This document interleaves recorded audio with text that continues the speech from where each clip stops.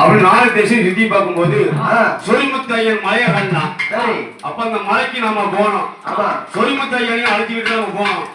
நாம மட்டும் போதாதுதா ஐயங்காட்சி பேப்பட 21 பந்தியோட நம்ம போனோம். அப்படி அந்த கருப்பை எப்படி வர தெரியுமா?